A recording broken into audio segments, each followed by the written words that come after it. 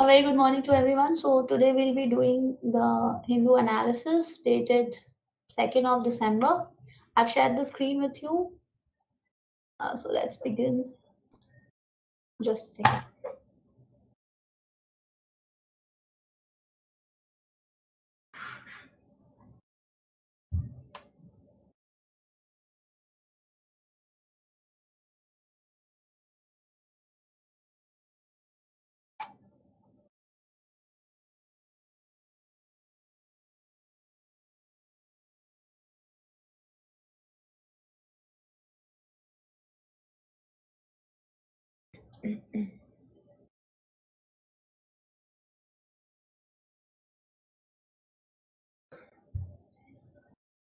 Okay, so the first thing that is coming over here is GST revenue rises to 1.68 lakh crores in November, fastest growth this fiscal. So India's gross GST collection, that is the GST revenues, grew 15% in November to hit nearly 1.68 lakh crores, the third highest monthly tally so far from the indirect tax. So what you need to remember is that from indirect tax, the GST revenue that has been generated has hit to 1.68 lakh crores. Now, this is the fastest uptick in tax collection so far in 2023 to 2024, surpassing the 10-month high growth of 13%. Now, taxes from domestic transaction and services imports rose over 20%. So, now from where this collection has, witnessed increase, so it is saying that taxes coming from domestic transactions. Just a second.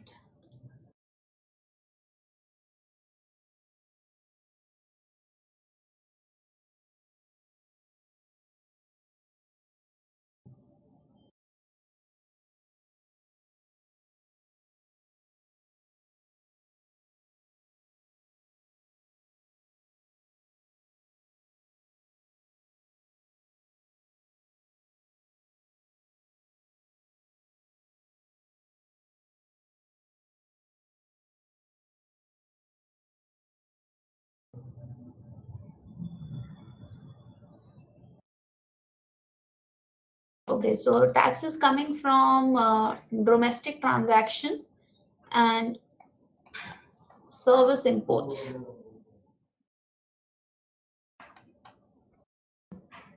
Now, the taxes that have been collected from the domestic transactions and service imports has risen over 20%.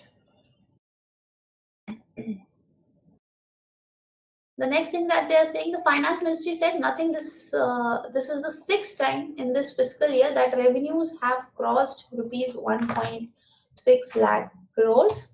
Uh, November revenues include central GST of 30,000 crores, state GST that includes nearly 38,000 crores, and integrated GST of 87,000 crores, which included 39,000 crores collected on import of goods. That means nearly 39,000 crores are coming from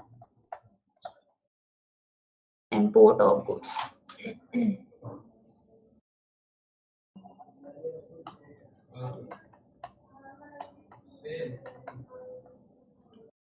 Just a second, yeah, import of goods.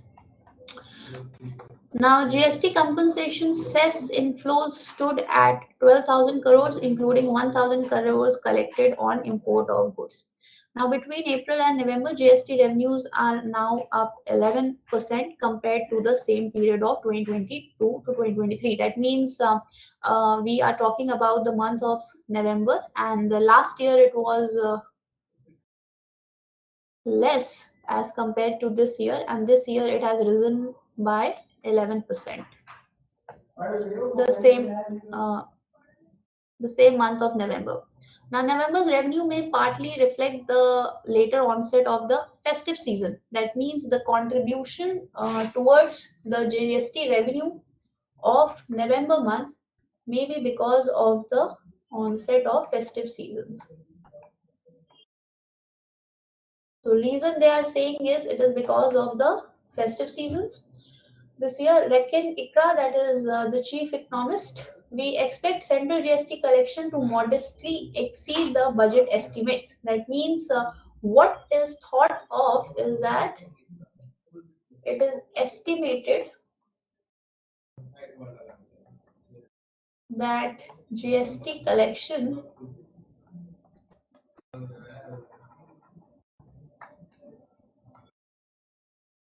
might increase.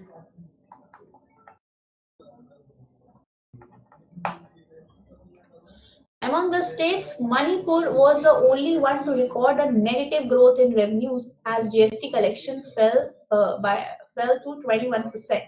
So now the state which has witnessed a negative collection, that is Manipur. So Manipur has witnessed negative collection. That is the GST revenue of the previous time and of the present time. That means the present time has fell by 21%.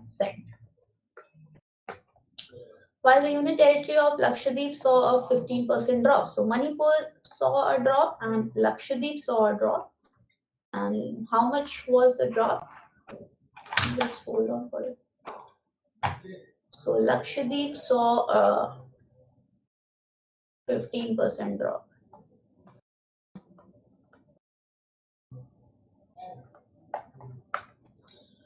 Now, revenues of 13 states grew at or higher than the 20% pace averaged nationally from domestic transaction, that is led by Nagaland, Arunachal Pradesh, and Haryana. So, this one was for GST revenue collection. Now, let's move on to the next one.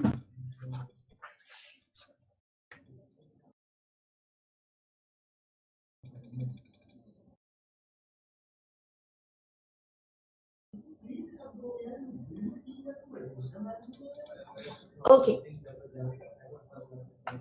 So Kaziranga rhino killed with primitive spear, one arrested. Now the primitive spear has been added to the list of the killers of the greater one-horned rhino in 1300 square kilometer of Kaziranga National Park and Tiger Reserve, a UNESCO World Heritage Site. That means Kaziranga is a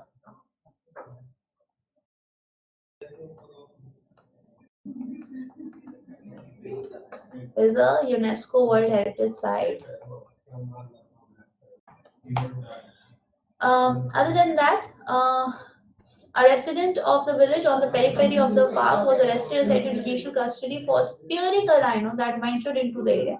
Intelligence that gathered talked about what the arrest of the person. He threw the spear at the rhino around November 24. And how do these people or the forest department knew about it? So they knew about the carcass by the drone. So what you need to know here is, firstly, you need to know about the Kaziranga National Park, and the second thing that you need to know about is the one-horned rhino. That means the one-horned rhino is what? So you need to know about the places where this rhino is present, and you need to know about. Just a second.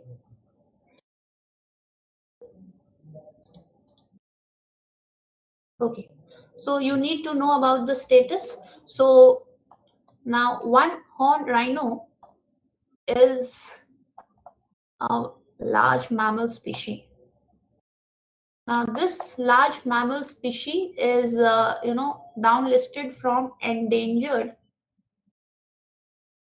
to vulnerable, and vulnerable where in the IUCN list. And what is the IUCN list? It is the International Union for Conservation of Nature. Fine.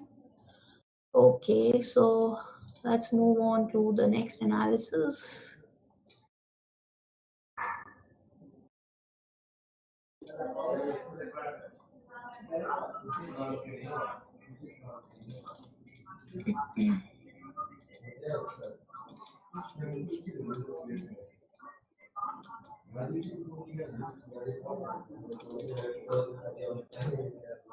Okay, so the loss and damage fund is finally online, but more need to be done. How? So, a healthy loss and damage fund, 3 decades ago.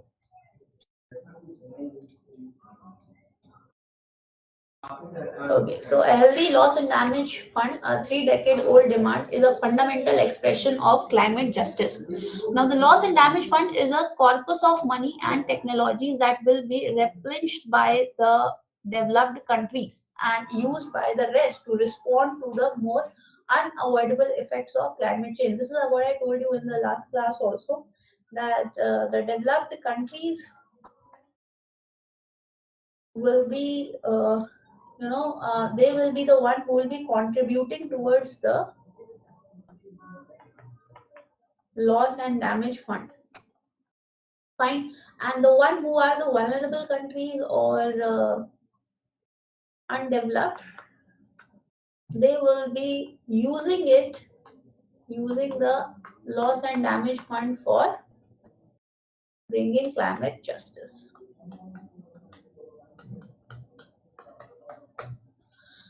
On the first day of COP 28, climate talk underway in the UAE, representatives of the member states agreed to operationalize the loss and damage fund. The announcement was nearly one at the end of the COP 26 talks in Egypt last year. So, member states agreed to launch such a fund, thanks largely to steadfast efforts of the G77 bloc of countries plus China, led by Pakistan. Now, 4 meetings of the transitional committee were to follow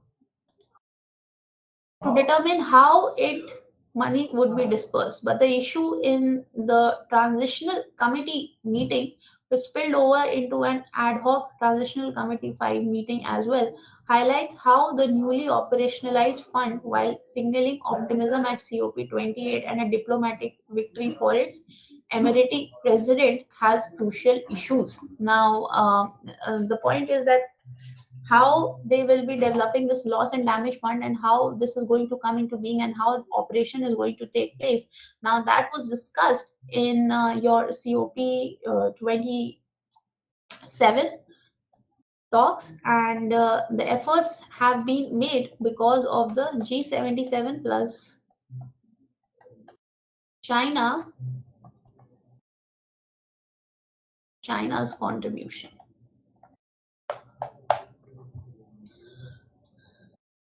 Now, first, it will be hosted by World Bank for an interim period of 4 years and will be overseen by an independent secretariat.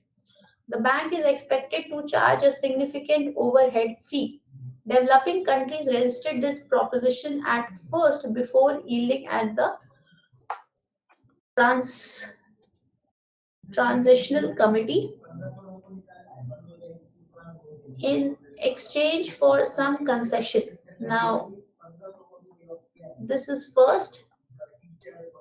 Second, while some countries have committed amounts to the fund from $10 million by Japan, $100. So the contribution that is coming towards the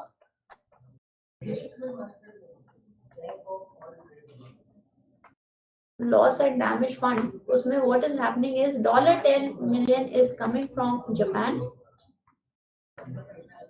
Now $100 million is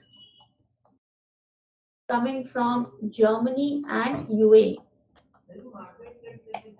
Now, whether they will be periodically replenished is not clear. The committed amount are also insufficient, totaling $450 million against an actual demand of several billion dollars. Now, this shortfall, though it is premature to deem it so, comes against the backdrop of developed countries missing their 2020 deadline to mobilize a promised $100 billion in climate finance and managing to deliver only $89 billion in 2021. Next, the contribution are voluntary. That means every country who is willing to contribute can contribute, and there's no force. If you don't want to contribute, that's also your choice. That's okay. And if you want to, then yes, you can. So, if willing to contribute.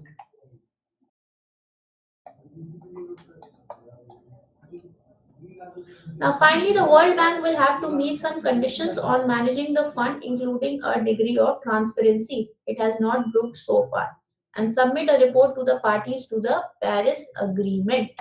Now, if its stewardship is determined to be unsuitable, the fund can exit the World Bank. Now, the loss and damage funds contents need to be easily accessible to those who need it most. That means, if you are creating this loss and damage fund, now this loss and damage fund is accessible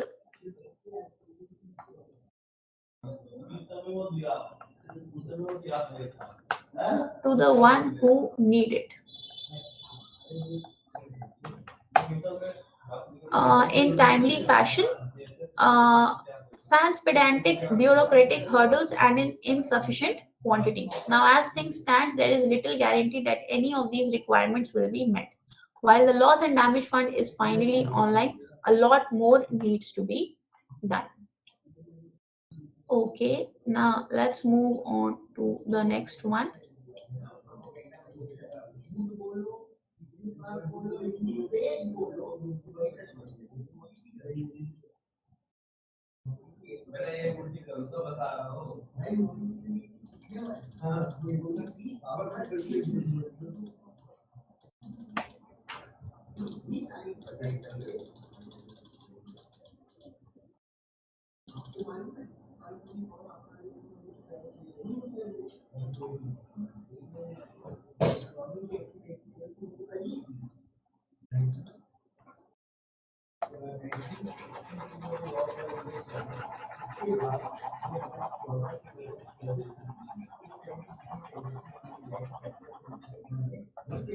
Okay, so the Indian improving the capability of Indian state. Now, see, we have just done what we have found that your GST contribution coming from Manipur, your GST contributions coming from Lakshadweep Islands has been on decline. So let's see how improving the capability of the Indian state will work out. So the Indian state is a paradox of too big and yet too small. Try setting up a business or building a house in an urban area, and you will quickly realize how the thicket of licenses, permits, clearances, and permission can make life impossible.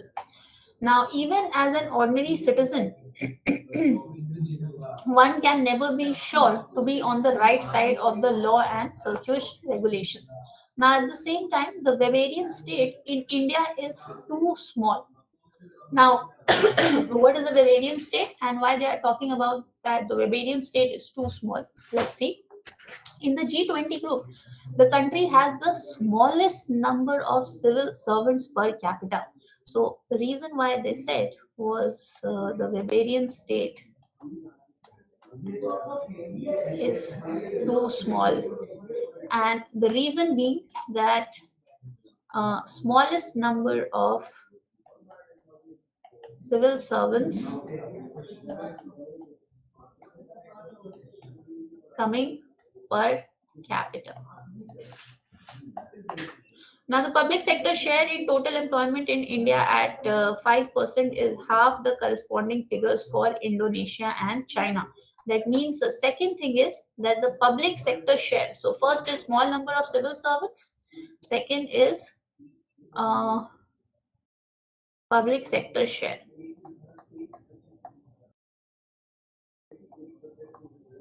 Now, public sector share in total employment is half the corresponding figures for Indonesia and China. That means what Indonesia and China have contributed from the public sector towards this employment segment, what India has contributed is half of Indonesia and China towards the public sector, and just about a third that in UK. That means half of Indonesia and China and one third of UK. That is your United Kingdom. Now, with approximately 1600 per million, the number of central government personnel in India pales in comparison to 7500 in the United States. Similarly, the per capita number of doctors, teachers, town planners, police, judges, firefighters, inspectors for food and drugs, and regulators is the lowest even among countries at a similar stage of development.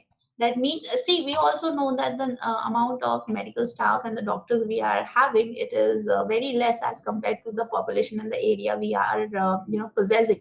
So similarly, they are also pointing out to the fact that similarly, the per capita number of doctors, teachers, town planners, police, judges, firefighters, inspectors, and regulators is lowest even among those countries at similar stage of development. That means all those countries which are in the stage of development, similar to us, the contribution that we have is very, very less as compared to those developing countries as well. So we can't say that just because we are a developing country, so we are not having that much of resources, because even those countries are having contribution in case of police, judges, firefighters, doctors, much more than us.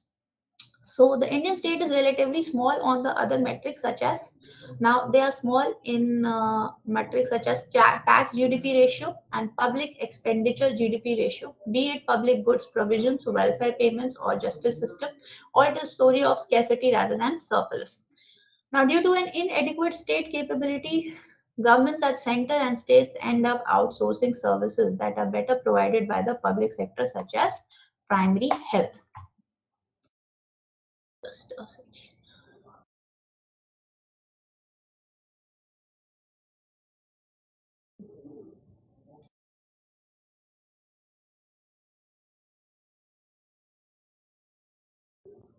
Just a second.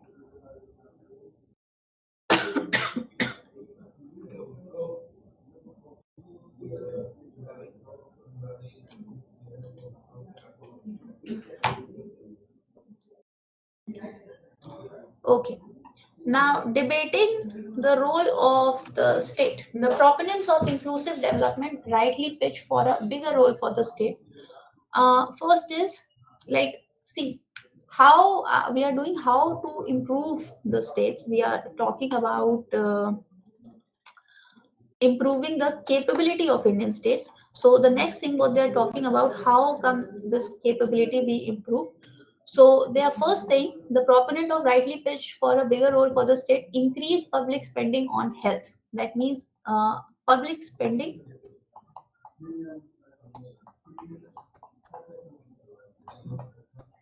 should be increased where in health segment, then it should increase in the education segment,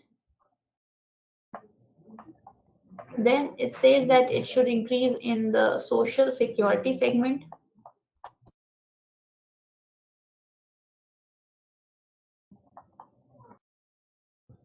and a larger official dome to go with it. Now, their detractors, on the other hand, cite innumerable policy failure to argue for a smaller state. That means the reason why these states are not able to perform well. So, one reason that is coming is policy failures. That means the policy that has been framed, they are not working out. So, policy failure.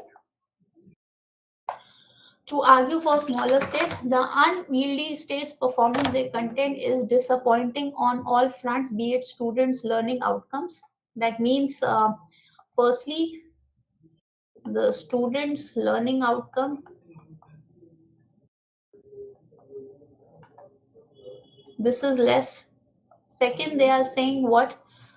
Child and maternal mortalities. So, second, they are saying child and maternal mortalities.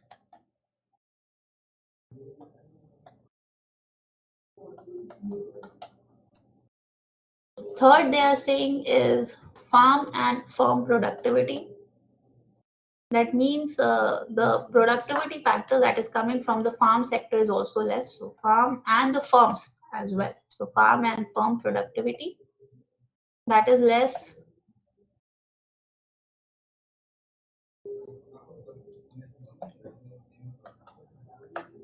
Then they are saying traffic conditions are worse, crime rates are high, among others. Now, both sides to the debate are missing something fundamental. Now, what is that something fundamental? So, the Indian state is people thin but process thick. What does that mean? That it is people thin. See, last time also when I was doing an editorial with you, also I talked about economics, economy by numbers and economy by value. So this is what they are saying, that the Indian state or the policies are people thin and process thin. That means you can say the procedural thing is very harsh, but when it comes to actually checking the after effects or the process whether it worked out on people or not, it is very thin. That means the advantages that are seen on people is less, however the procedure or the process has been very hard. Now, the main problem, however, is the perverse incentives created by public institutions and the skill gap. That means the incentives created by public institutions and the skill gap among officials. Now, these factors have eroded the ability of the political, executive, and civil services to make and implement sound policies. A recent book, State Capability in India, by T.V. Somnathan and Gulzar Natarajan, two officers, suggest various measures to improve things without fiscal and political consequences. For instance, there is an extreme concentration of policy making and implementation of powers within a department. That means the entire focus is on policy making. Experiences of countries such as Australia, Malaysia, and United Kingdom show that separating policy making and implementation responsibilities expedites execution and encourages innovation, making the programs best suited to the local context.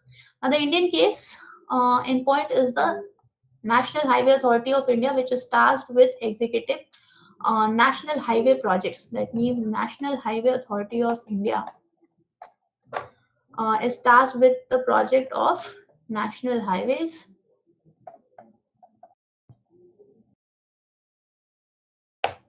while policy decisions are made at ministry level. Now, this arrangement has drastically reduced delays and cost overruns. That means now the highway construction projects have reduced delays and cost overruns. That means they have been cost effective.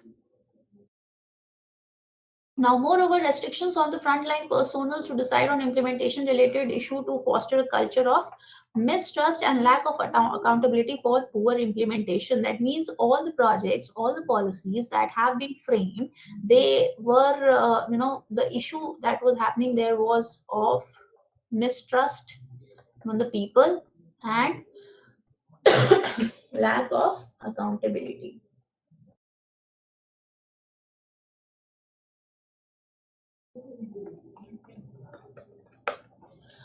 The vicious cycle where poor delegation and a deficient state capability feed each other can be broken by delegating financial and administrative powers to the frontline functionaries with clearly defined processes for using them. Now, what are the technocratic gaps?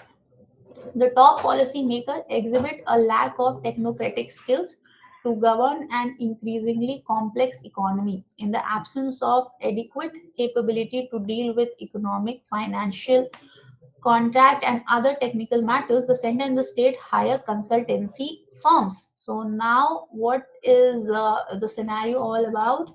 Now they are hiring of the consultancy firms, and these consultancy firms are to deal with the technical issues. Now, according to media reports, the central government paid close to 500 crores in the last 5 years to outsource crucial tasks to the big five consultancy firms. One is your Pricewater Housecoopers. Second is your Deloitte. Third is Ernst and Young, the KPMG, and the McKinsey.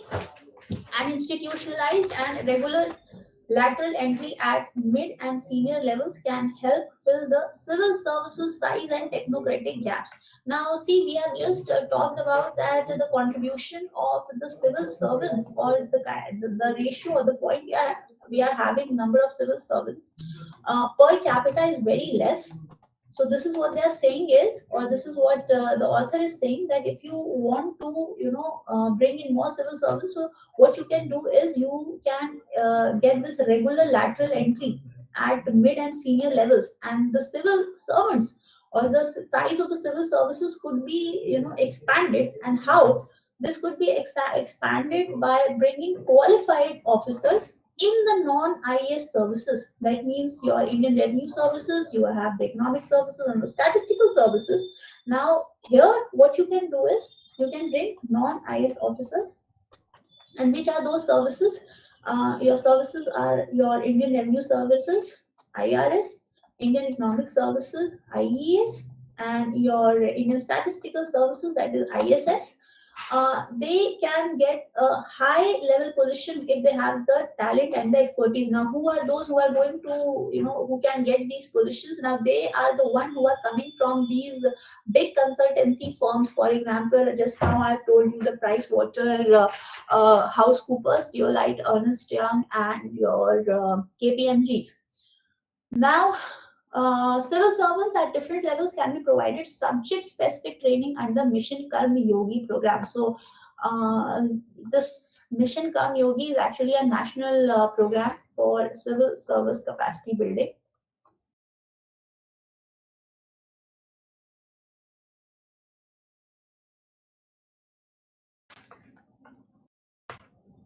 Now, similarly, there is a need to augment the strength of professional staff with the market watchdogs, the SEBI, and the RBI. The first has just about 800 professionals, whereas its counterpart in US, the US Securities and Exchange Commission, has more than 4,500 experts to govern the corporates. Now, just see the numbers. Now, there has been a constantly augment of the strength of professional staff with market watchdogs. That means, see, there's a lot of loopholes that our banking sectors and our stock market, stock brokers, and etc. we have seen. So we have these watchdogs in the form of what? SEBI, and we have it in the form of RBI. Now, what they're saying is in US, when it comes to US Securities and Exchange Commission, now in US there are more than 4,500 experts, and these the role of these 4,500 experts is to guide the corporates. Now, similarly, the professional staff strength of the RBI, less than 7,000, is tiny when compared to the US Federal Reserve, which is assisted by 22,000 odd professionals.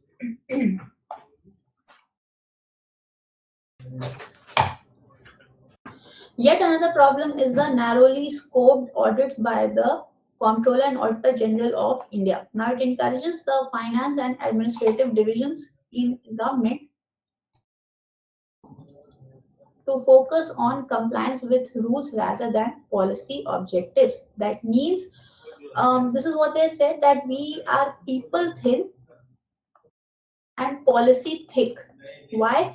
Because when it comes with compliance of rules, it is skipped.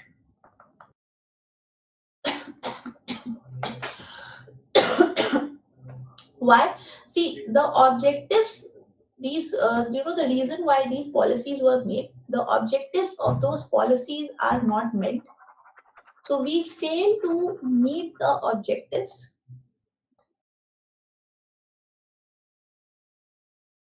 We fail to meet your objectives.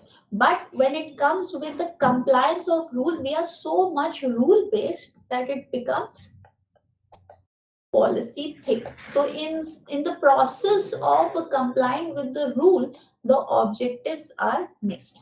The tendency of the other oversight agencies, that is your CVC, CBI, and court, to use hindsight information without appreciating the context, has made the bureaucrats averse to exercising discretion in policy matters. Officials prefer to cancel big contracts even when granting extensions would be better. The net outcome is delayed procurement of goods and services and unnecessary contractual disputes. That means the issues that we are facing is what? Delayed procurement of goods and services and unnecessary contractual disputes. Appealing against arbitration and court awards have become default mode by officials, making the government the biggest litigator. Now, to fix this,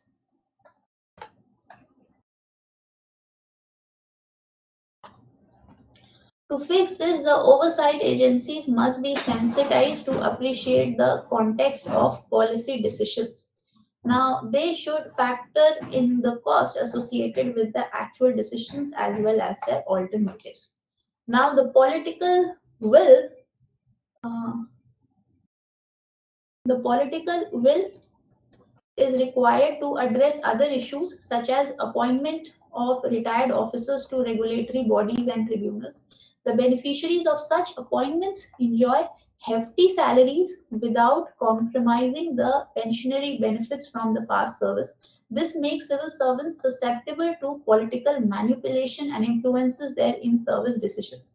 The problem can be fixed by increasing the retirement age to, say, 65, making an absolute upper limit for all appointments.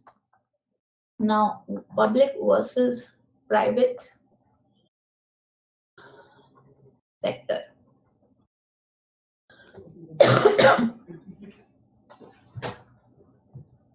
The political autonomy of public sector also undermines its efficacy. It is well known for performance-linked pay and incentive schemes such as bonuses, which work well in the private sector, are not very effective in public sector. That means, see, what happens is that in public sector you have this job security, even though their increment is very timely or very less, but the point of security is there. When it comes to private sector, the thing that works out there is bonus. So what happens is people are working out for bonus. So when it comes to public sector, they are highly, they are like least attached to the fact of bonus.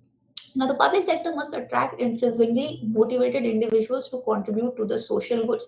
Now, this has been a talk for past so many years that the people or the individuals who are there in the public sector,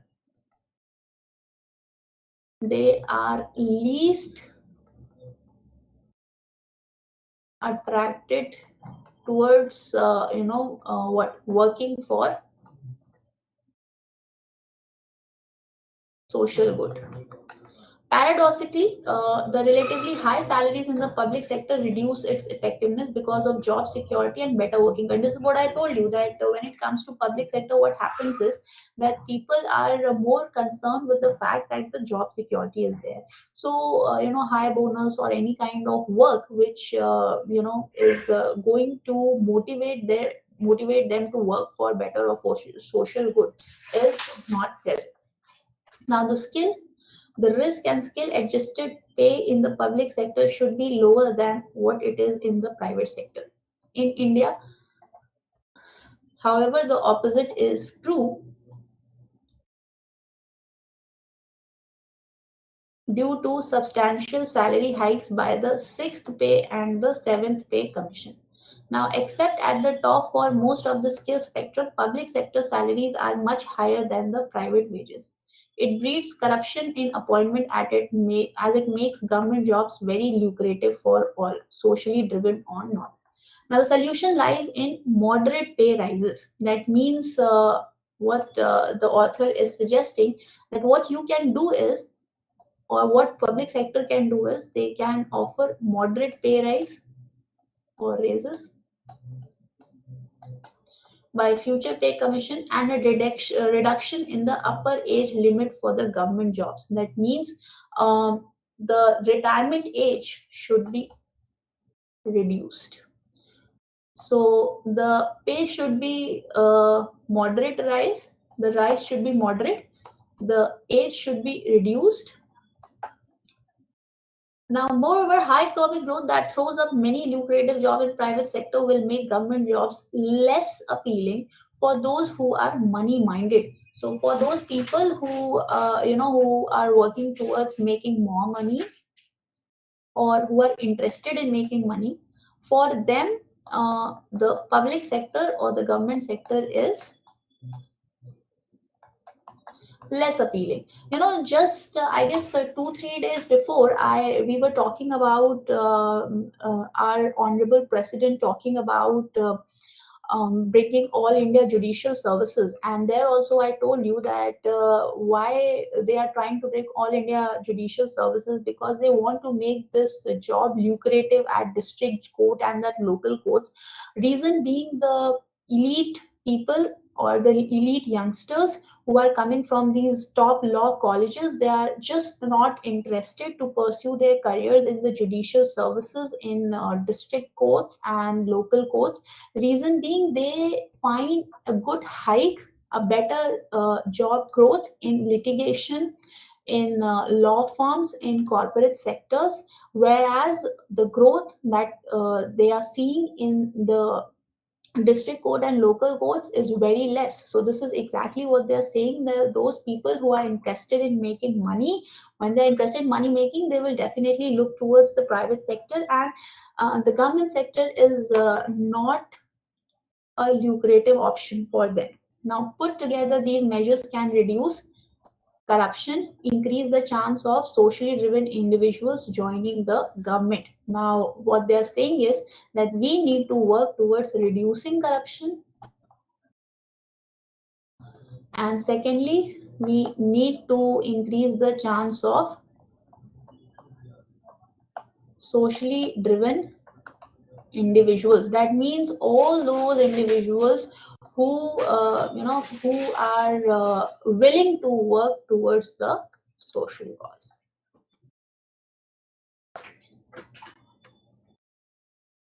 Fine.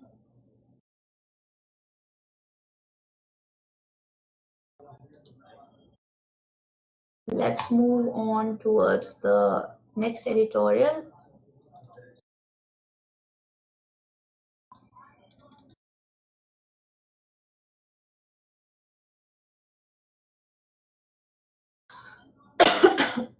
Just a minute.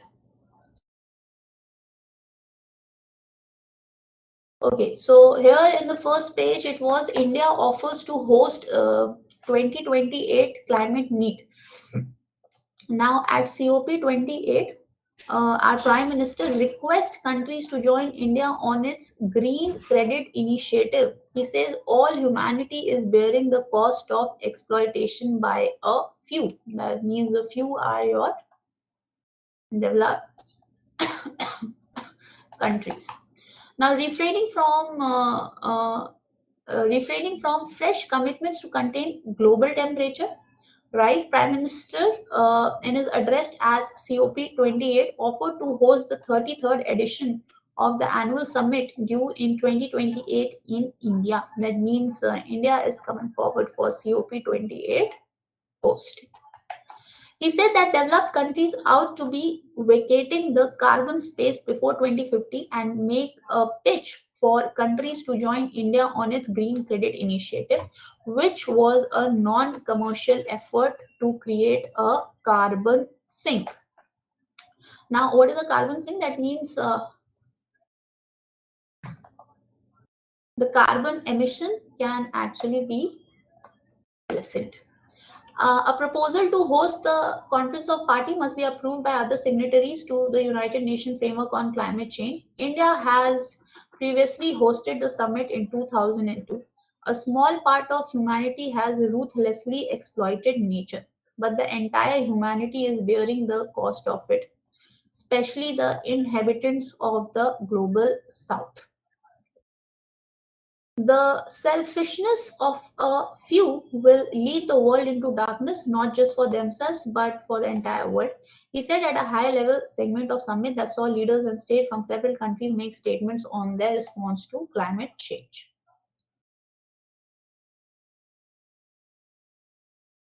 Just a minute. Let's.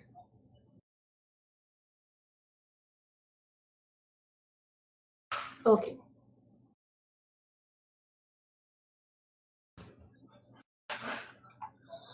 Okay, so the Prime Minister described the Green Credit Scheme. Now, what is the Green Credit Scheme? It as non-commercial, a notification by the Environment Ministry outlining the scheme described it as an innovative market-based mechanism that is designed to incentivize voluntary environmental actions across diverse sectors by various stakeholders like individuals, communities, private sector industries, and companies.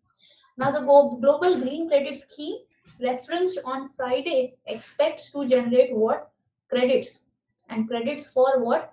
Plantation on waste or degraded lands and river catchment areas to rejuvenate, revive what? The natural ecosystems.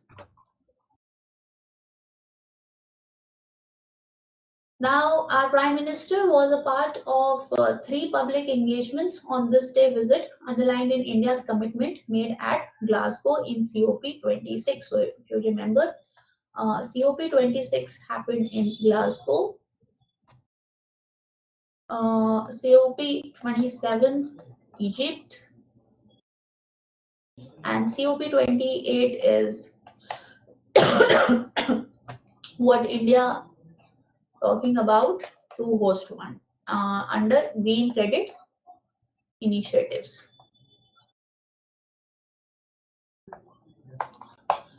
Now, COP26 of cutting the emissions intensity of India's GDP by 45% and increasing the share of non-fossil fuels by 50% by 2030.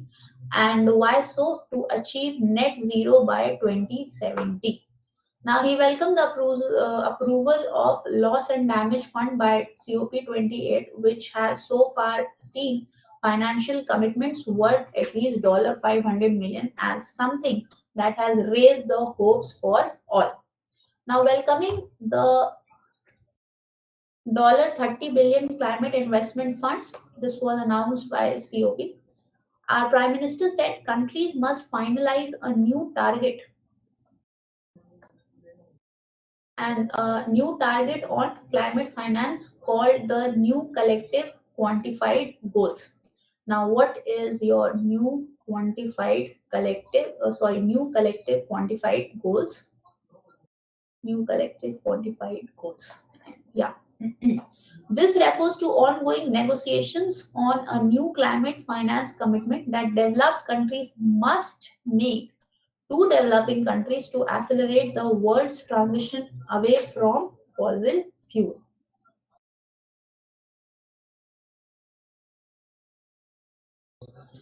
The initial goal set in 2009 was to transfer nearly this much a year to developing countries via green climate fund. That means what is the target that is being there? So the goal was set in 2009 and the target was to transfer $100 billion a year to developing countries. How? Via Green Climate Fund. Now, only a small fraction of this tranche was actually realized. The $100 billion commitment is set to expire in 2025. Our Prime Minister reiterated that new financial targets should not mean developed countries forget their commitments to the global climate fronts. This is what I said in my previous classes also, that the target for GCF, that is your Global Climate Fund, is often missed or escaped. And the adaptation fund, that means the two targets that have been set is your GCF Global Climate Fund, Green Climate Fund, and your adaptation funds,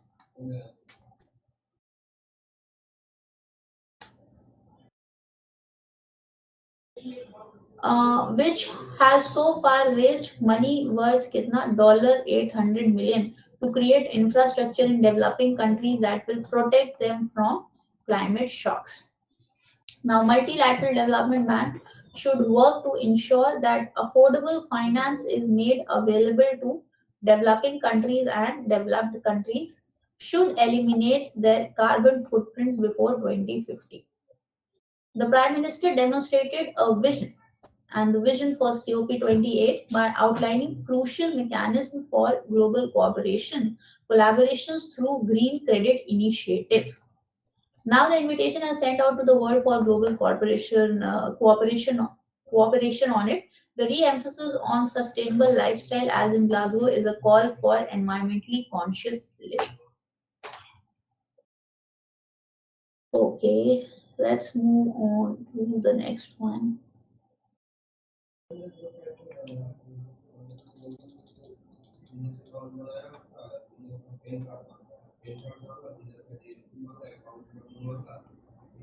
Okay.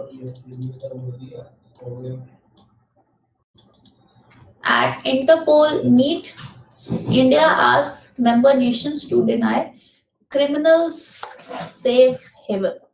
A high-ranking Indian delegation to the 91st Interpol General Assembly has urged other member countries to deny safe haven to crime criminals and proceeds of crime.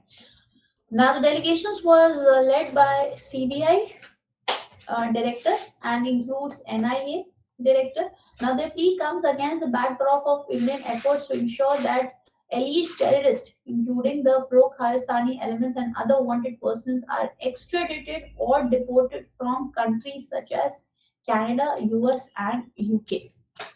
Now, what is why this meet is important, or India being the member nation to this is, or how is it going to be helpful for India? So see, so far this year, 24 criminals and fugitives wanted by Indian agencies have been returned from abroad through close coordination via Interpol channels. That means, what happens is certain fugitives, criminals, and offenders, they actually escape to different countries. Now, through Interpol, all the countries who are member nation of it, they are going to work in cooperation and coordination so that these fugitive offenders, these criminals, could actually be transported back. So this is what they are saying, that through close coordination, one of the highest such annual tallies. Now India has 24 criminals and fugitives wanted by the Indian agencies have been returned. So you see the numbers: 25 fugitive offenders and criminals.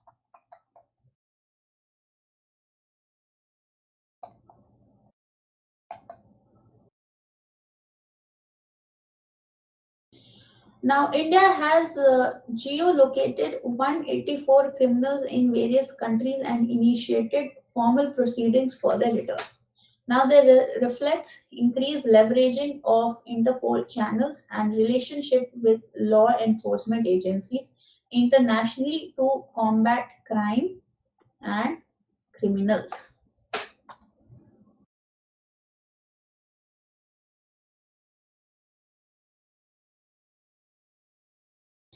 The agency said that five-member delegation had attended the annual Interpol General Assembly. This year's General Assembly marks the 100th anniversary of Interpol and its return to the city where the International Police Organization was found. Now, delegation pitched for coordinated strategies to crack down on criminal organizations operating across international jurisdiction. India also supported the adoption of Interpol Vision 2030. That means India is working towards Interpol Vision of 2030. Fine, let's move on to the next article. Now, UAE announces $30 billion fund to boost climate investments. For past so many days, the articles have been, mostly circulated around climate. So let's begin. India to get a share of initial tranche for development of 6 gigawatt of new clean energy capacity. The privately managed fund to be chaired by the respective person aim to mobilize how much? $250 billion by 2030. Now, the UAE host of the COP28 announced a $30 billion commitment to an investment fund called Ultra. That means $30 billion fund coming from where? UAE, and this investment fund is coming to where? To Ultra. Now, the privately managed fund aims to mobilize $250 billion globally by 2030 and be the largest of its kind, geared towards climate investments and transforming emerging markets and developing economies. Now, from the initial tranche, an unspecified amount has been earmarked for the development of over 6 gigawatt of new clean energy capacity in India. That means the investment fund that is coming from various countries. Now, where will this investment fund be used? So, first it is saying that it is being used in what? Development of 6 gigawatt of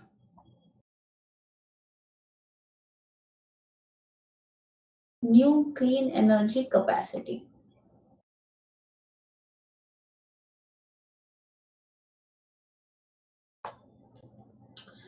Other is establishment of 1200 megawatt of wind and solar projects. So, second is 1200 megawatt of wind and solar project.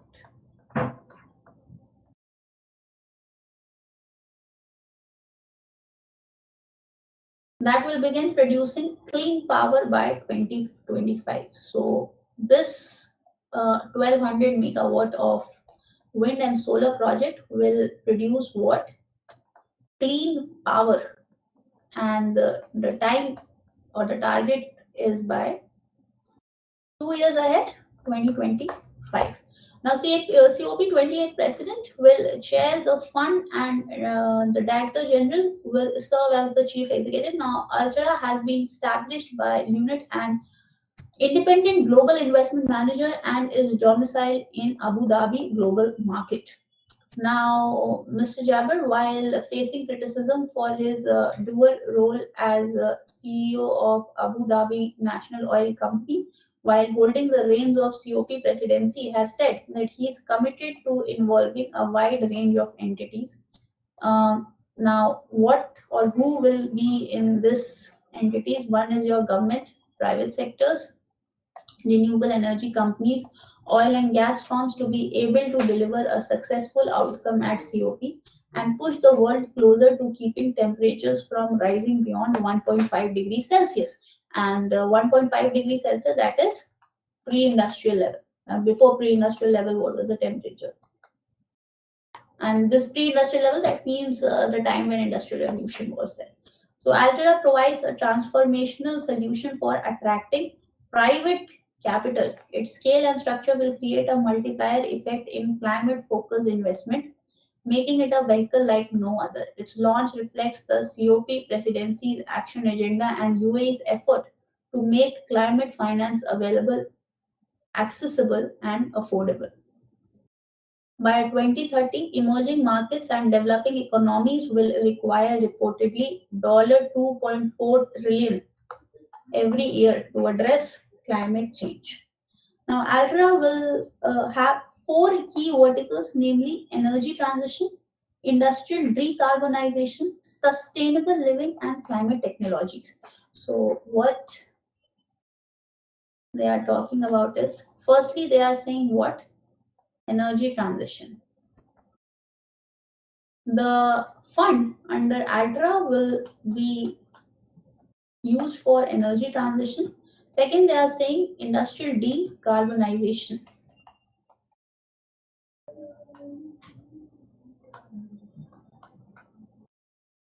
And third, they are saying what? Sustainable living.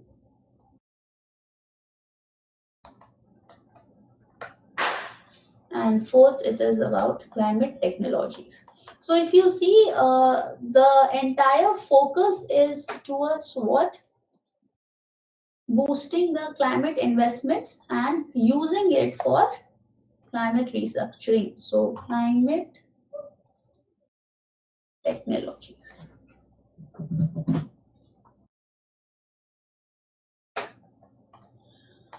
So all in all, what is happening is the climate investment